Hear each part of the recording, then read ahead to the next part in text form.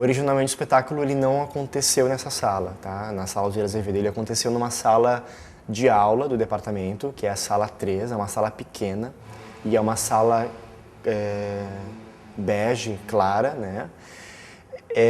E eu tinha a ideia desde sempre de trabalhar com uma iluminação muito simples, assim, uma iluminação de uma casa simples, né? Uma luz não tão intensa, enfim.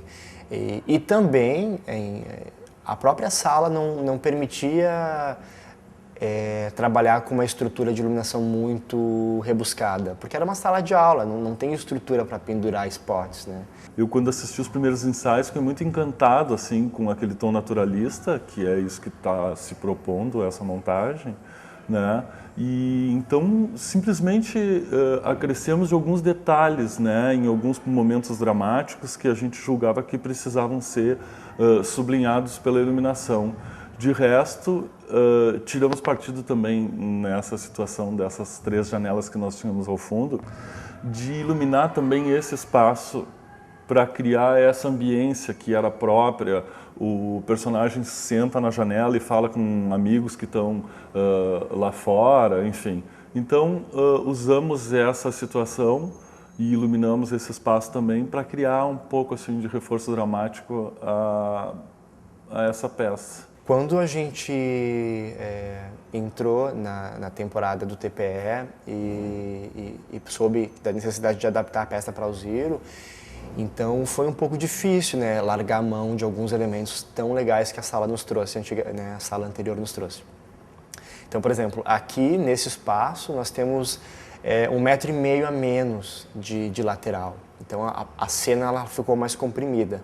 Acaba dando uma atmosfera mais pesada para a cena. As paredes pretas também dão uma atmosfera mais pesada para a cena.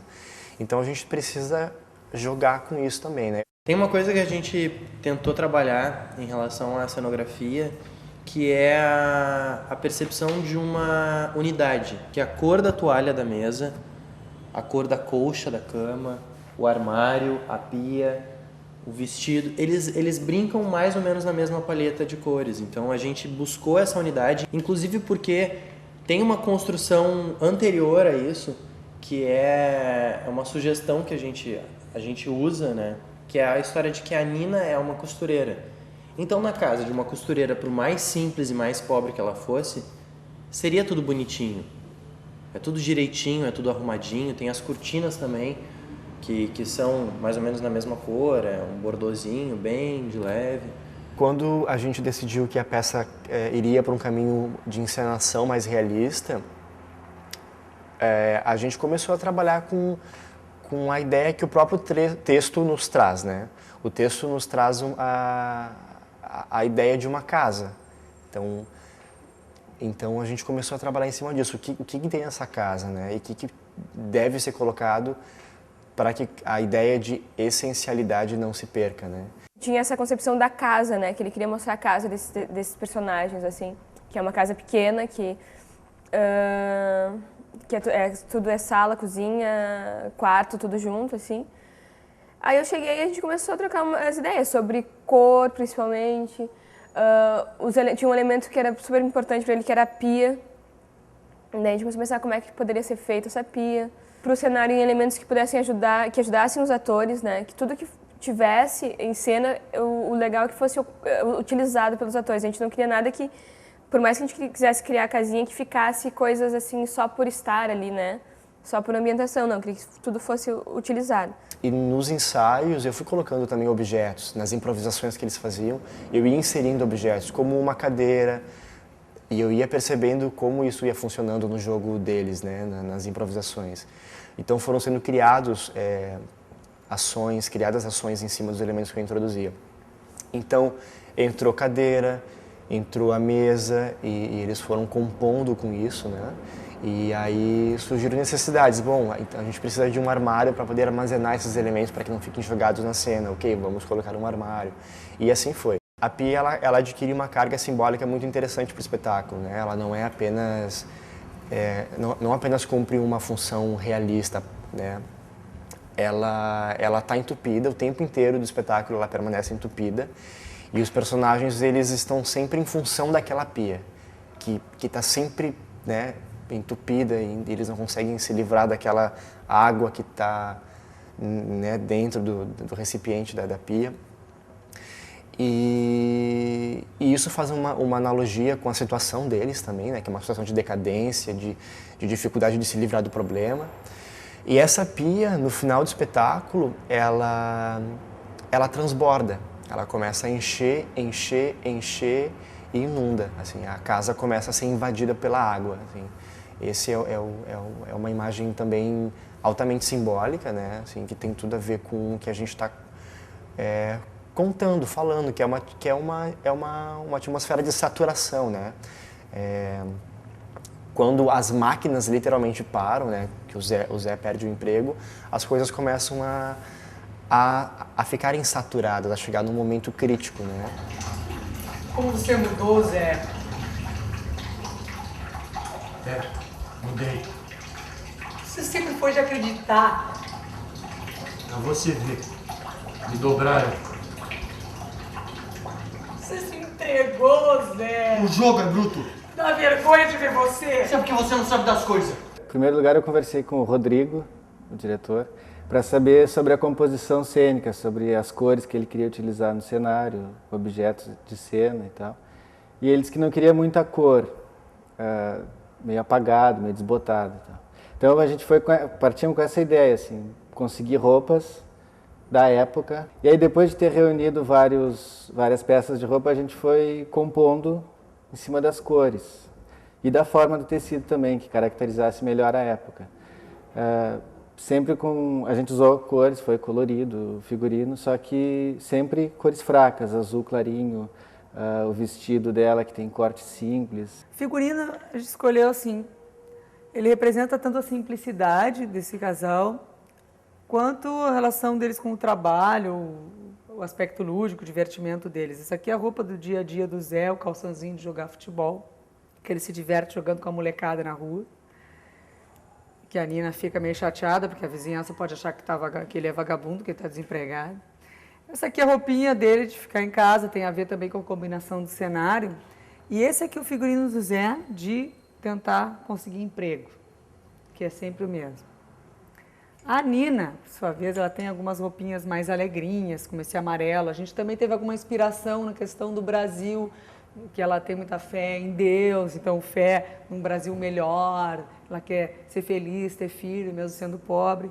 Então tem um pouco do aspecto das cores da bandeira do Brasil, né? O casal, ele vive na fronteira da pobreza com a miséria, ou seja, eles não escolhem roupas, eles vestem o que têm. Então, partindo daí, roupas simples e surradas já pelo tempo. Assim.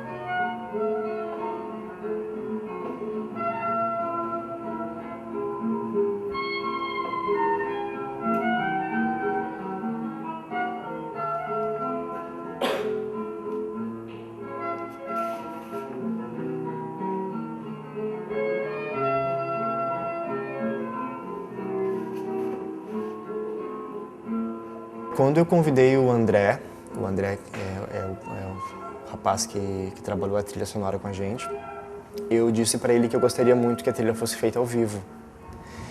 E eu imaginava no primeiro momento da encenação a presença de um músico o tempo todo ao ladinho, né, da cena, possivelmente com um violão, que ele pudesse fazer algumas interferências na cena, pontuando algumas cenas, alguns climas do espetáculo. E ele acabou sugerindo que a trilha fosse gravada, né? E realmente depois eu achei que foi a melhor opção, né? Pela facilidade que é, assim, né? O Rodrigo, ele tinha bem claro o que ele queria, né? Então a gente conversou bastante sobre as ideias que ele tinha inicialmente, e daí eu trabalhei algumas sugestões que eu dei quando ele me contou, né, a ideia que ele tinha. E daí, a partir disso, assim, foi bem fácil de fazer, porque foi um trabalho de pesquisa, né? Tem uma parte que é pesquisada, então tem trilhas que já existem. E a parte de composição, ela foi feita de uma maneira bem objetiva, assim, porque eu tive a ideia de trabalhar bastante com música concreta. Então eu trabalhei só com sons de máquinas, de barulhos, de operários e tal. Duas das músicas utilizadas eu trouxe, eu fiz questão que elas fossem mantidas, né, porque foram músicas que eu utilizei durante o processo de ensaio e que eu acho que ficou muito bem casada com o espetáculo e fiz questão de que elas permanecessem. A parte da trilha também tem assim, ela além de ter músicas que a gente selecionou, tem Paulinho da Viola, tem uma versão do Egberto Gismonti para o Trenzinho do Caipira, do Vila Lobos. Tem uma parte de locução também que eu tive que fazer, que são os programas de rádio que uma das personagens da peça ouve. Então foi bem divertido, assim, eu tive que fazer um jogo de futebol e uma radionovela. Uma das vontades que eu tinha desde o início é colocar o ator em primeiro plano. Quer dizer, tudo que tem ali é secundário, embora importante e interessante, é secundário, assim. Então, eu trabalhei muito a questão de colocar nos atores uma carga humanista, assim. É um espetáculo extremamente humano, assim, sensível e humano. E em função disso, eu busquei que fosse possível sensibilizar o espectador. Fosse possível trazer ele para dentro desse universo e sensibilizar esse espectador, né? E fazer com que ele se questione também, né? Quer dizer, até que ponto nós somos cúmplices, somos culpados por problemas sociais como esse que é apresentado, né, pelo texto do Plínio.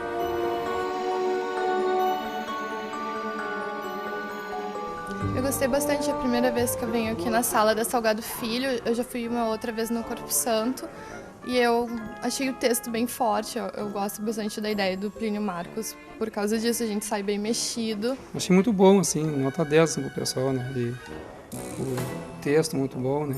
Tudo muito bom, achei interessante. Já saí do trabalho e pude vir assistir de graça, então é uma coisa bem legal integrar assim, a sociedade como um todo com a universidade, né? É maravilhoso, isso aí mostra que em Porto Alegre tem coisas, né, que a gente tem que dar valor, né, valorizar mais, e principalmente o teatro, né?